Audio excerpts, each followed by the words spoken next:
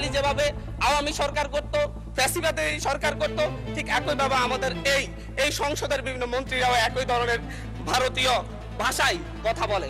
এবং ফ্যাসিবাদী স্বরাষ্ট্রমন্ত্রী যেভাবে বক্তব্য দিতেন, আমাদের স্বরাষ্ট্রমন্ত্রী সে একইভাবে বক্তব্য দিচ্ছেন যে মাননীয় স্পিকার, সকল সীমান্ত হত্যাকে সীমান্ত হত্যা বলা যাবে না।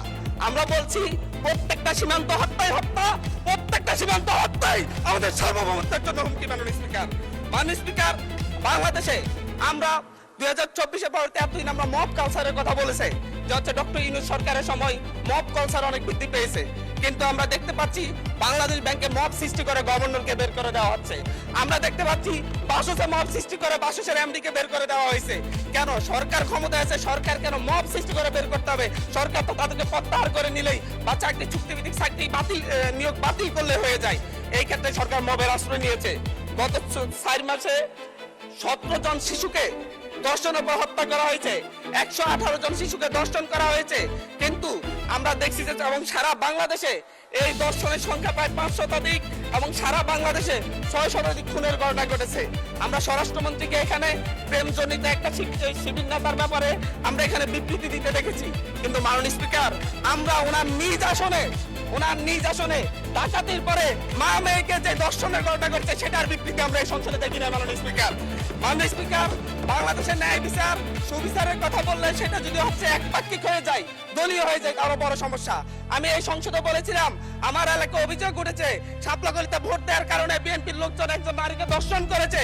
আজ পর্যন্ত এটার কোনো সরকারি তদন্ত রিপোর্ট নাই। এই ব্যাপারে আমাদের স্বরাষ্ট্রমন্ত্রী এখানে দাঁড়িয়ে কোনো ব্যাখ্যা দিবেন কিনা মাননীয় স্পিকার আমি জানি না। মাননীয় স্পিকার, আমাদের এই একটা বাজেটে ঠিক পূর্ব বাজেট ঘোষণার পর দিনই বাংলাদেশে নিত্যপণ্যের দাম বৃদ্ধি হয়ে গেছে। চালের কেজি বেড়ে গেছে 7 টাকা, আমাদের তেলের লিটারে বেড়েছে 5 টাকা। কিন্তু হচ্ছে আমরা সরকার বলছে জনগণের আস্থা ফিরে এসেছে। কিন্তু মানুষকে আমাকে আরো 3 মিনিট সময় বাড়িয়ে দিবেন, আমি এই কথাগুলো বলতে চাচ্ছি জনগণের হয়ে। মাননীয় সদস্য, সম্মানিত বিরোধী চিফ হুইপ 7 মিনিট দিয়েছেন আপনাকে সময়, তারপরেও আমার ডিসকাশনে আরো 1 মিনিট বাড়ানো হলো। ধন্যবাদ। মাননীয় স্পিকার, সরকারের এই বাজেটের উপর যে জনগণের আস্থা নেই, ব্যবসায়ীদের আস্থা নেই, তার প্রমাণ বাজেটে খাদ্যপণ্যের দাম কমানোর একদিন ঠিক অব্যাহতি পরেই চালের দাম, ডাইলের দাম খুচরা বাজারে বেড়ে যাওয়া। মাননীয় স্পিকার, আমাদের মাননীয় প্রধানমন্ত্রী আজকে এখানে নেই।